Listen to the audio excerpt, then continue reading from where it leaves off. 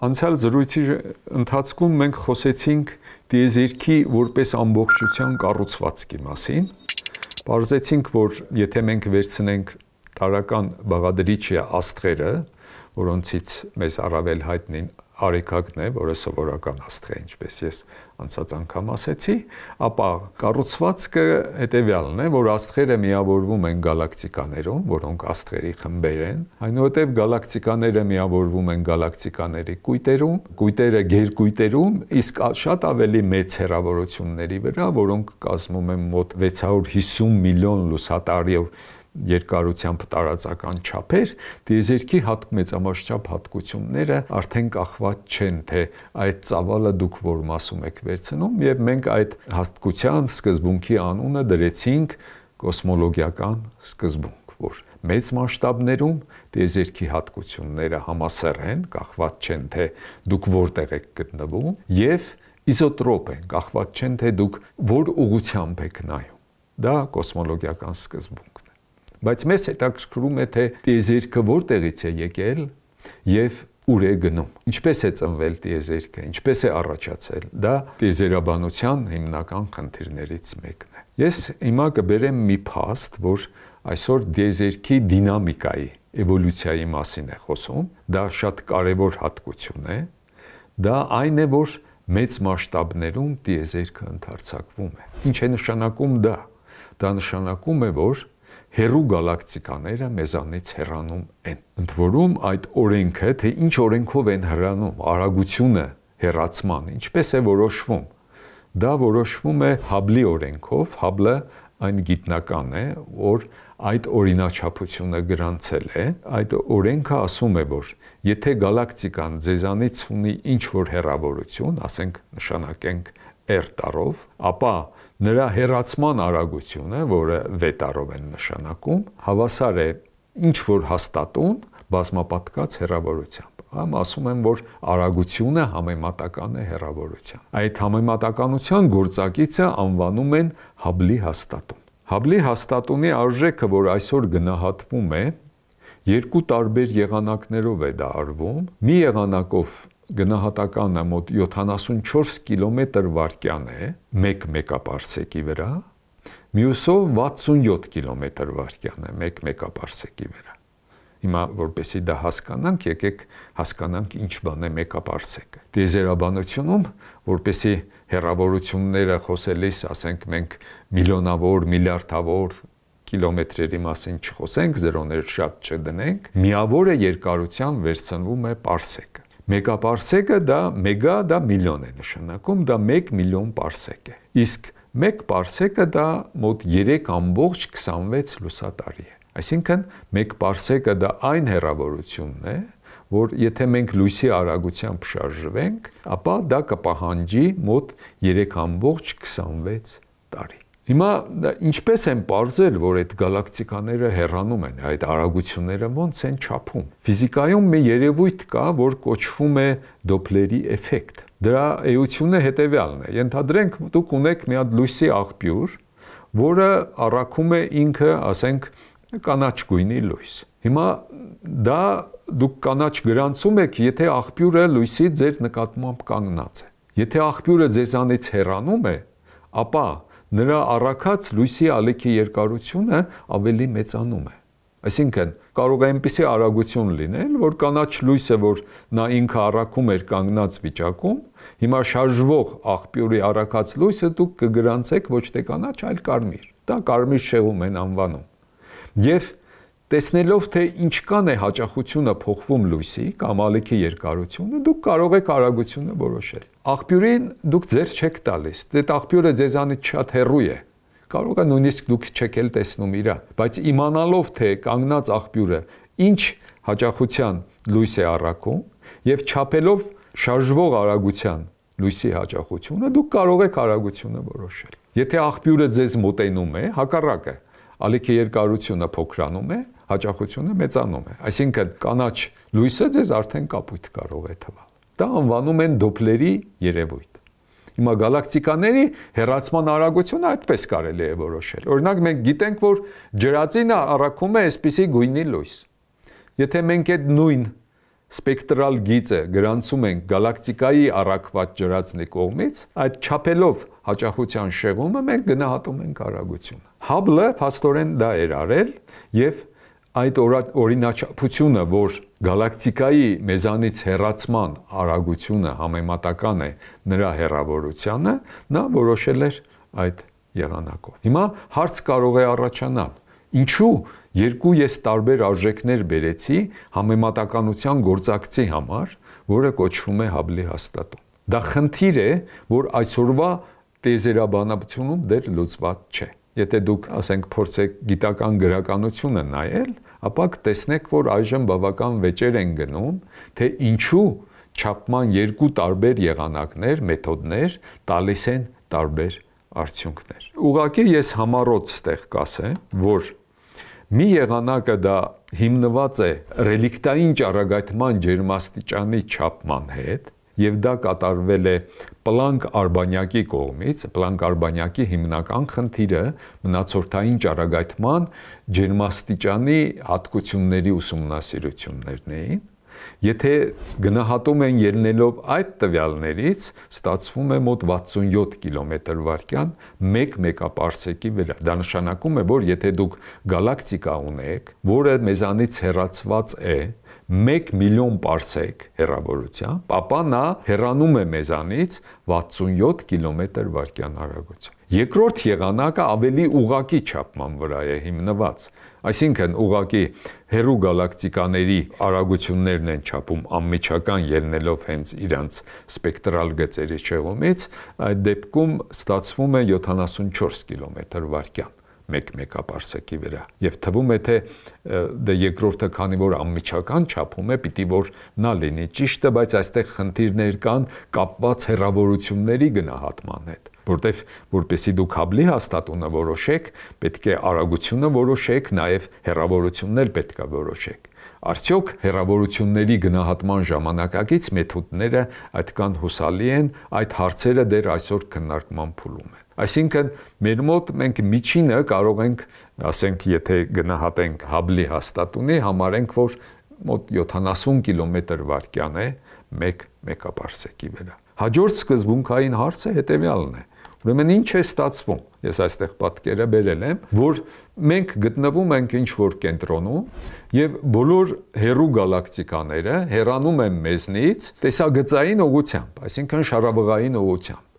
Ստացվում է, որ մենք կենտրոն ենք եւ բոլորը մեզանից են հեռանում։ Դե եթե մենք ասենք խոսենք կրոնի տեսակետից, գուցե Աստված հենց տիեզերքը ստեղծել է մեր համար եւ ամեն ինչ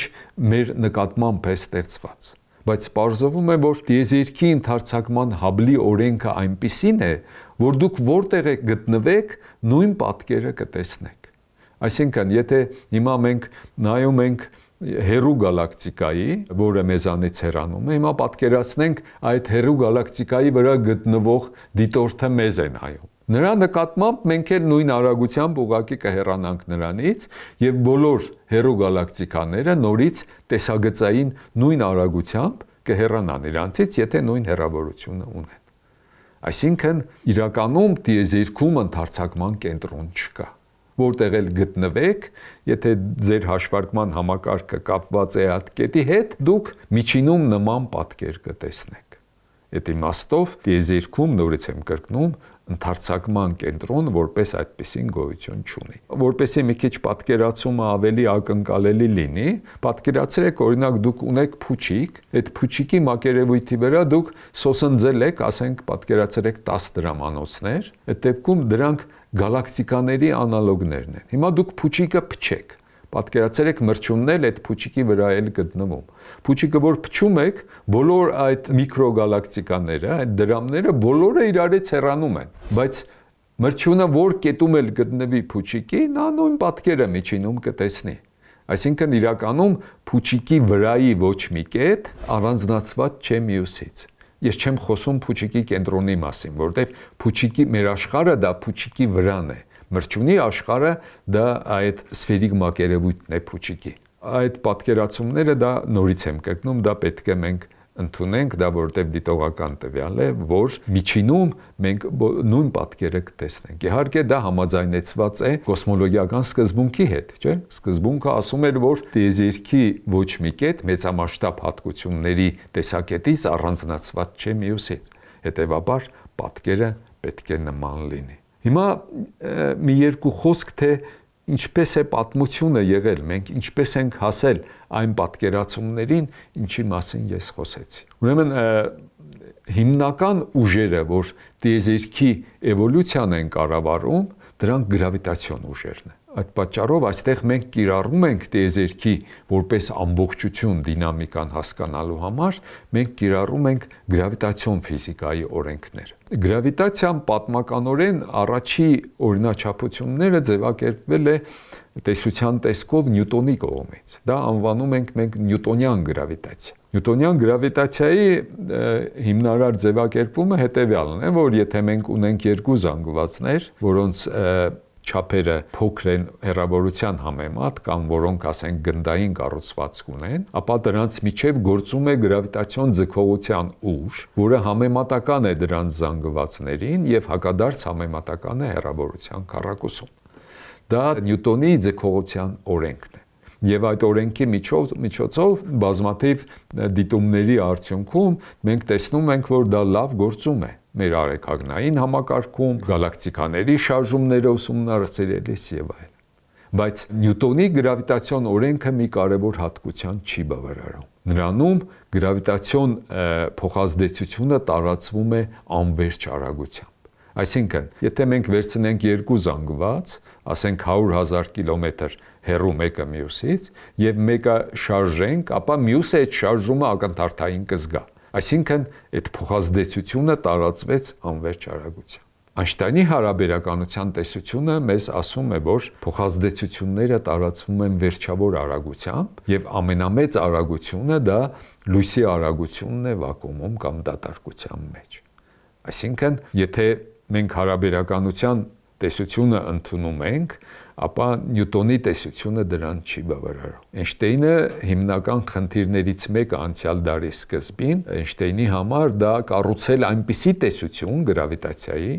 որը ընդհանրացներ Նյուտոնի տեսությունը, այսինքն փոքր արագությունների համար տար նման արդյունքներ, իսկ մեծ արագությունների համար արդեն բավարարեր հարաբերականության տեսությանը։ Այսինքն գրավիտացիոն փոխազդեցությունը տարածվեր վերջավոր արագությամբ։ Էյնշտեյնին հաջողվեց այդ տեսությունը ձևակերպել 1915 թվականին, դա անվանում են հարաբերականության ընդհանուր տեսություն։ Դա տեսություն է, որ նկարագրում է գրավիտացիոն դաշտը, ուժեղ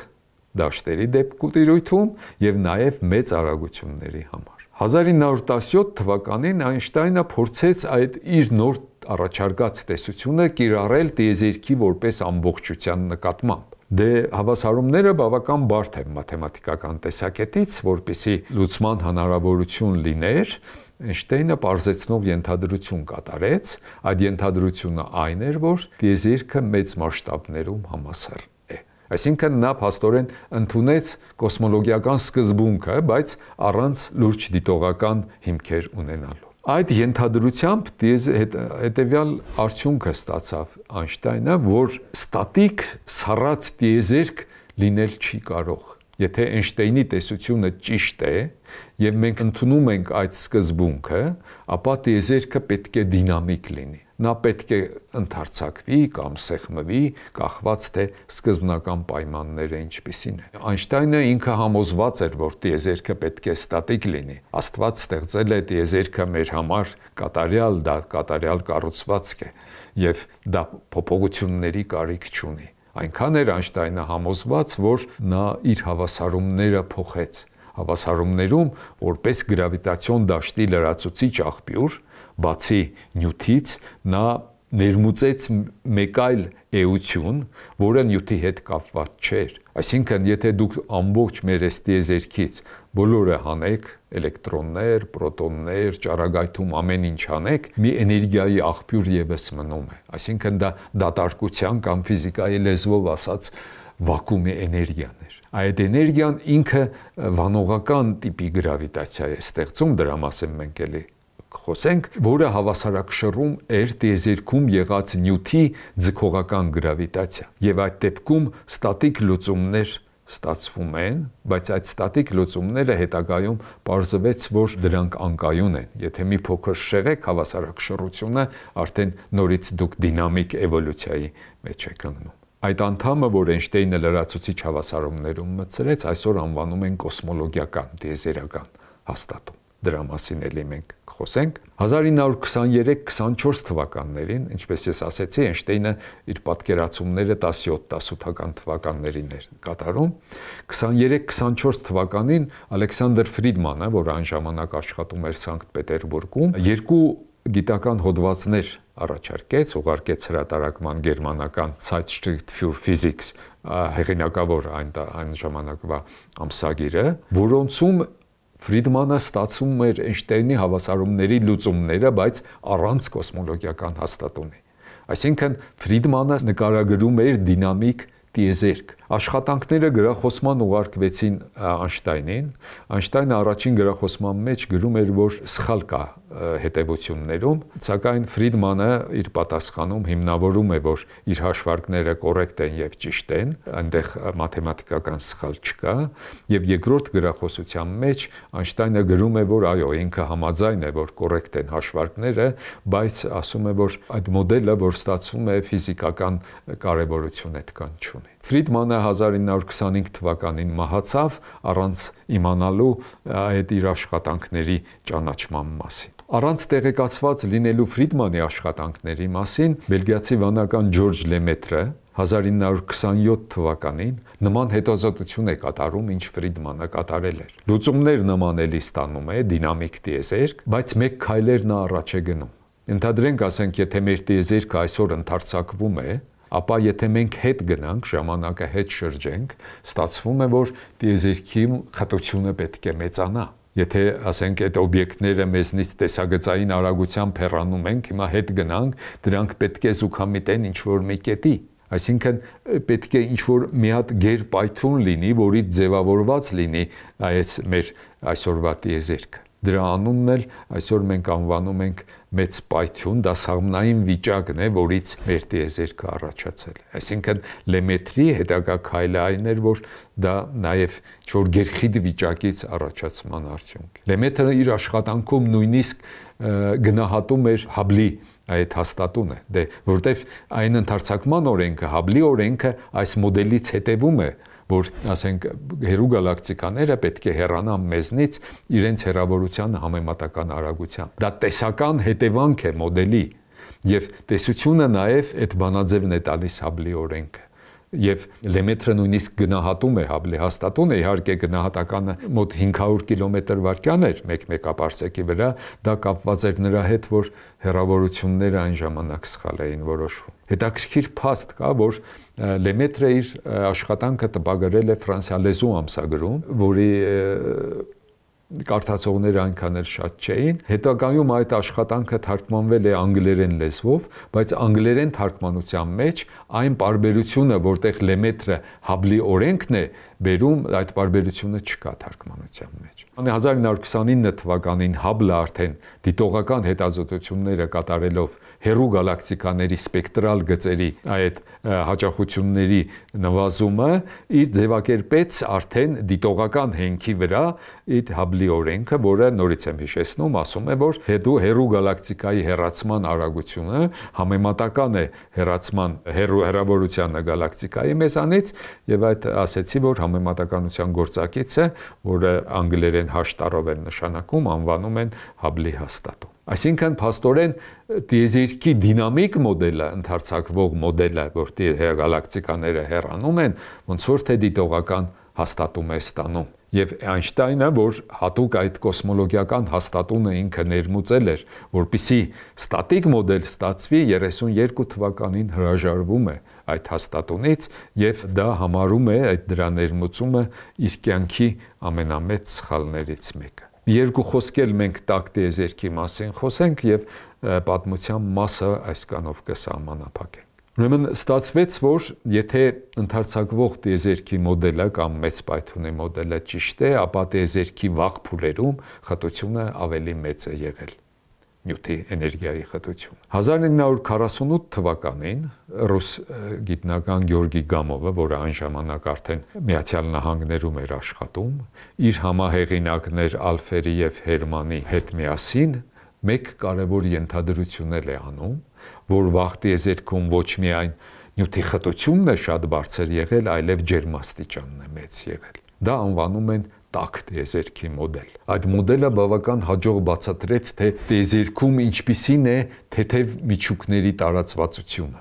որոնց առաջացումը դա տիեզերաբանական է, դրանք աստղերում չեն առաջանում։ Հիմնականում առաջանում են տիեզերքի ընդարձակման վաղ փուլերում, եւ այսօր դիտողական տվյալներ կան, թե ասենք որ տոկոսն է ջրածինը, որը հելիումը, որը լիթիումը, եւ տաք տիեզերքի մոդելը բավական հաջող այդ բաշխվածությունը բացատրում է։ Մյուս կարևոր կանխագուշակումը տաք մոդելի դա ռելիկտային ճառագայթումներ մնացորդային։ Այդ մոդելը ասում է, որ քանի որ ջերմաստիճանը բարձր է եղել, այն ժամանակ նաև ճառագայթում է եղել, որպես մաս մեր տիեզերքի էներգիայի պարունակության, էլեկտրամագնիսական ճառագայթում։ Երբ տիեզերքը ընդարձակվում է,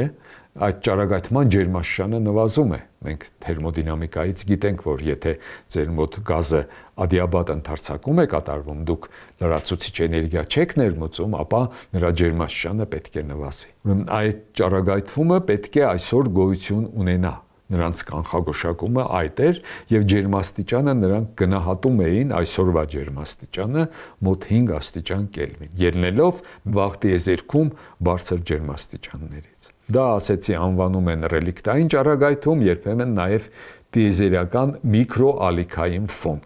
Միկրոալիքային, որովհետև հիմնական հաճախությունը դա միկրոալիքային տիրույթումն է ընկնում։ Դա իհարկե զուտ տեսական կանխագուշակում էր եւ դիտողական հիմք դեռ չկար։ Մինչև 1964 թվականին, երբ ռադիոաստղագետները Արնո Պեզնյանսը եւ Վիլսոնը փորձարկում էին ռադիոդիտակ,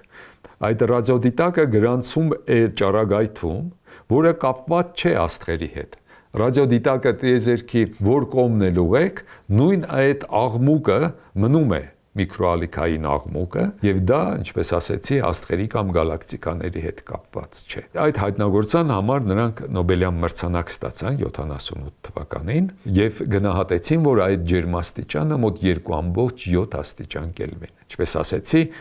Գամովը եւ իր համահեղինակները կանխագուշակում էին մոտ 5 աստիճան, որը բավական լավ թիվ է այդ 2.7-ի մոտարկելու։ Հարցը այն է, որ Պենզիասը եւ Վիլսոնը իրանք տեղյակ չէին կանխագուշակման մասին ռելիկտային ճառագայթման, դրա համար նրանք այդ նույնացումը չկատարեցին։ Նույնացումը կատարեց մեկ այլ խումբ, որոնք հատուկ զբաղվում էին ռելիկտային ճառագայթման գրանցման հարցերով, դրանց ղեկավարը Դիկեն էր, եւ նրանք նույնականացրեցին Պենզիասի եւ Վիլսոնի գրանցած ճառագայթումը Գամովի կանխագուշակած ճառագայթման հետ։ Մեկ հետաքրքիր փաստ ասեմ, որ 1955 թվականին Տիգրան Շմաունովը Պուլկովի աստղադիտարանի ասպիրանտ էր, ինքը ռուսալեզու ամսագրում ճառագայթմանը վերաբերվող հոդված է տպագրում, որտեղ ինքը այդ ճառագայթման գոյությունը փաստում է, եւ ջերմաստիճանը ինքը գնահատում է մոտ 4 աստիճանին մոտ։ Այդ հանդեսը կոչվում էր Պրիբորի տեխնիկա էքսպերիմենտը, սակայն դա առանձնակի ուշադրության չի արժանանում եւ փաստորեն նույն արդյունքը, որ Պենզիանսը եւ Վիլսոնը իրանք գրանցել էին, Շմաունովի մոտ դա ավելի շուտ է եղել այդքան։ Այսքանով եկեք մենք այսօրվա պատմական մասը ավարտենք մեր զրույցի, ուրեմն ես փորձեցի ձեզ ներկայացնել, թե մենք ինչպես եկանք դինամիկ տիեզերքի գաղափարին, պատմությունը ինչպիսին էր, ինչպիսի արգելքների, փոսերի միջով դա անցավ, որպեսզի իր հաստատումը գտնի։ Նույնիսկ այսօր, ասենք, դուք կարող եք հանդիպել մարդիկ, որ ասում են, որ դա այդպես չի, մեր տիեզերքը ուրիշ է, բայց մենք այսօր մեր նպատակն է հիմնվել դիտողական տվյալների վրա։ Գիտությունը այդպես է։ Մենք ինչ-որ բան դիտում ենք, ինչ-որ բան կառուցում ենք տեսություն դրա վերաբերյալ, հետո նոր բաներ ենք դիտում, տեսությունը ասում է, որ այս ինչներն էլ պիտի լինեն, մենք ստուգում ենք, տեսությունը հաստատվում է, բայց մի պահ կարող է գալ, որ նոր դիտողական տվյալները այս հին տեսությունը այլևս չկարողանա բացատրի, մենք նոր տեսություն ենք կառուցում արդեն, որը հինը ներառում է, այն չի, որ հինը լրիվ սխալ է դառնում, որտեղ նա ուղղակի դառնում է մոտավորություն, այսինքն այն տիրույթը, որը նա բացատրում էր, արդեն լայնանում է եւ նոր երևույթները արդեն չի բացատրում եւ նոր տեսության կարիք կա։ Դա է գիտության ճանապարհը, տեսության ճանապարհը։ Այսօր մեծ պայթյունի տեսությունը լավ բավական համաձայնեցված է տիեզերքի կառուցվածքի վերաբերյալ դիտողական տվյալների, դինամիկայի վերաբերյալ տվյալների եւ մեր հիմքը այսօր դա է։ Եթե նոր դիտողական փաստեր կան, որոնց դա հակասի, մենք դա պետք է ճշտենք կամ դա ընդհանրացնենք, դա կլինի արդեն հաջորդ քայլը։ Թե արդեն ինչպիսի ժամանակակից զարգացումներ կան, ինչպես է այսօր տիեզերքը ընդարձակվում, ինչպիսի բնութագրեր ունի այդ ռելիկտային ճառագայթումը,